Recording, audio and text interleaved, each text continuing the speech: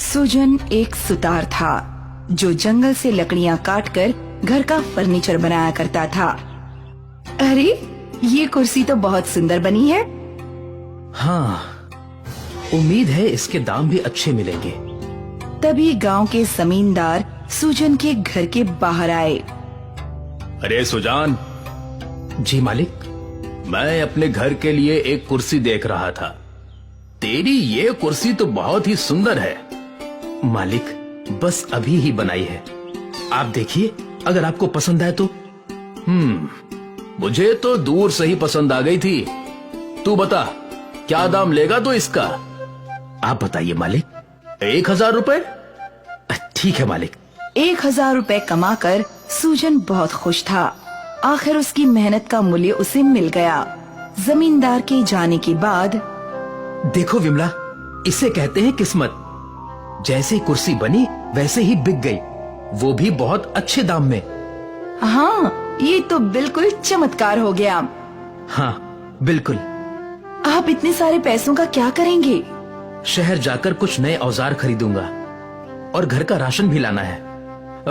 ये लो 500 रुपए, इसका तुम राशन ले लेना। मैं कुछ नए औजार और पॉलिश खरीद लाता हूँ ताकि और भी अच्छा फर्नीचर बना सकूं। ठीक है। अगली सुबह सुजन शहर के लिए निकल पड़ा। उसके रास्ते में एक छोटा सा जंगल आता था। वो गुजर ही रहा था कि एक बाबा ने उसे आवाज लगाई। ठहरो बेटा सुजान। महाराज, आपको मेरा नाम कैसे पता चला? हाँ, मुझे तो ये भी पता है कि तुम औजार खरीदने शहर जा रहे हो और तुम्हारे झोले में खाना है। बाप रे! और इसीलिए मैंने तुम्हें रोका है। क्या तुम मुझे भी थोड़ा खाना दे सकते हो? सुजन ने मुस्कुराते हुए अपने झोले से खाने का डिब्बा निकाला।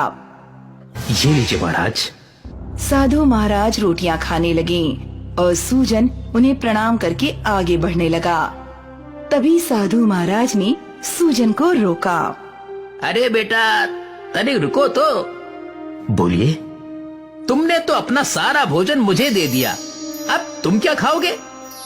महाराज, मैं शहर की ओर जा रहा हूँ। रास्ते में किसी ढाबे या ठेले से कुछ खा लूंगा। आप मेरी चिंता मत कीजिए। बड़े ही निर्मोही और अच्छे इंसान हो। साधु महाराज ने अपने झूले से एक आरी निकाली और सुजन के हाथ में रख दी। ये क्या महाराज? ये जादुई आरी है बेटा। मुझे मेरे गुरुजी ने दी थी और आज मैं तुम्हें दे रहा हूँ। इस आरी से तुम कुछ भी बना सकते हो और काट भी सकते हो, कुछ भी। और इससे तुम लोगों की मदद करने का कार्य जरूर करना। जी महाराज, धन्यवाद महाराज। साधु महाराज से जादुई आरी लेकर सुजन वापस अपने घर की ओर लौट गया। वो उत्सुक था कि आखिर उस आरी में क्या जादू था। सुजन ने एक लकड़ी का टुकड़ा लिया और सोचा, इस लकड़ी से मुझे एक छड़ी बनानी है। और जैसे ही उसने आरी उस टुकड़े पे रखी, आरी अपने आप चलने लगी और एक बहुत ही सुंदर छड़ी बनकर तैयार हो गई। विमला, विमला! क्या बात है, आप गए नहीं? गया था, पर जंगल से ही वापस आ गया। वहाँ एक साधु महाराज ने मुझे ये जादुई आरी दी है। ये देखो इसका कमाल। सुजन ने एक बड़ी लकड़ी ली और सोचा कि उससे वो एक कुर्सी बनाएगा। जैसे ही सुजन ने उस जादुई आरी से लकड़ी को छुआ, जादुई आरी अपने आप काम करने लगी और झटपट एक बहुत ही सुंदर कुर्सी तैयार हो गई। विमला ये सब देखकर हैरान थी। बाप रे, ये तो सच में जादुई है। और साधु महाराज ने कहा है कि इससे मुझे लोगों का भला भी करना है। पहले हम अपना भला तो कर लें। बनाइए, जल्दी जल्दी फर्नीचर बनाइए। ठीक है। और फिर सुजन सोचता गया और फर्नीचर बनाता गया। देखते ही देखते उसके घर के बाहर ढेर सारे फर्नीचर थे। नया फर्नीचर देख कुछ गांव वाले भी वहां पहुँचे। ये अलमारी कितने की है भाई? दीदी, आपको जो दाम मुनासिब लगे। क्या 2000 रुपए में दोगे? ठीक है दीदी, ले जाइए। सुजन कम दामों में फर्नीचर बेचने लगा। वो जादुई आरी से फर्नीचर बनाता और फिर गांव वालों को सस्ते दामों पे बेचा करता। दूर दूर से लोग उसके सस्ते और अच्छे फर्नीचर खरीदने आने लगे। सूजन को बहुत मुनाफा हो रहा था। देखते ही देखते सूजन ने नया और बड़ा घर बना लिया था। ये सब तो ठीक है विमला, पर साधु महाराज ने कहा था कि मुझे इस आरी से लोगों की मदद करनी है। पर आप कैसे लोगों की मदद करेंगे? तभी गांव के मुखिया सूजन के घर आए। सुजान बेटा, मुझे तुम्हारी मदद चाहिए। तुम तो जानते हो कि गांव को आने वाला रास्ता कितना लंबा है। हम सब गांव वालों ने सोचा है कि हम इस रास्ते को छोटा करने के लिए बीच में आ रहे पहाड़ को तोड़ेंगे। इस कार्य में काफी वक्त लगेगा, पर बारी बारी हर गांव वाले को पहाड़ तोड़ने में अपना योगदान देना होगा। तुम्हें भी। बिल्कुल मुखिया जी, मैं कल ही आ जाऊंगा। मुझे तुमसे यही उम्मीद थी बेटा। मुखिया जी के जाने के बाद विमला, मुझे समझ आ गया कि मुझे क्या करना है। क्या? मुझे उस पहाड़ को काटकर गांव वालों की मुसीबत को हल करना है। पर आप ये कैसे करेंगे? जादुई आरी से। साधु महाराज ने कहा था कि हम इस जादुई आरी से कुछ भी काट सकते हैं, कुछ भी।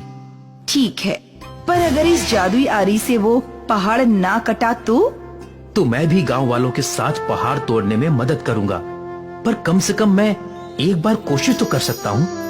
हाँ बिल्कुल। उस रात सबके सोने के बाद सूजन और विमला पहाड़ के पास पहुँचे। सूजन के पास उसकी जादुई आरी थी। हे जादुई आरी, इस पहाड़ को काट कर रास्ता बना दे। सूजन के ऐसा बोलते ही वो जादुई आरी अपने आप उड़ने लगी और पहाड़ के टुकड़े टुकड़े करने लगी। और कुछ ही देर में पहाड़ कटकर वहाँ रास्ता बन गया। सूजन खुशी से कूद पड़ा। देखो विमला, मैंने कहा था ना कि जादुई आरी कुछ भी काट सकती है। हाँ, आखिर गांव वालों की समस्या का समाधान हो ही गया। धन्यवाद जादुई आरी। सूजन और विमला अपने घर लौट आए। सुबह होते ही गांव में हलचल मच गई। अरे चमत्कार! ये तो बस जादू है। सूजन और विमला अनजानों की तरह अपने घर से बाहर निकले और बाहर खड़े मुखिया जी से पूछने लगे। क्या बात है मुखिया जी? अरे बेटा, वो जो पहाड़ तोड़कर रास्ता बनाना था वो अपने आप बन गया। कल ही मैं तुम्हारे पास आया था सहायता मांगने, और आज देखो हमारे गांव की सबसे बड़ी समस्या दूर हो गई। अब सब कुछ ठीक हो गया। गांव वालों की खुशियां देखकर सूजन और विमला दोनों खुश थे। विशाल पहाड़ को काटने वाली जादुई आरी का राज गांव वालों को पता नहीं था। हमें गांव वालों को बताना चाहिए ना कि ये हमने किया है। नहीं, बिल्कुल नहीं। अगर जादुई आरी के बारे में किसी को पता चला तो हो सकता है कि लोग उसे चुराने की कोशिश करें। बेहतर यही है कि हम ये राज राज ही रखें। ठीक है। विमला भी सूजन की बात मान गई और जादुई आरी का राज हमेशा राज ही बना रहा।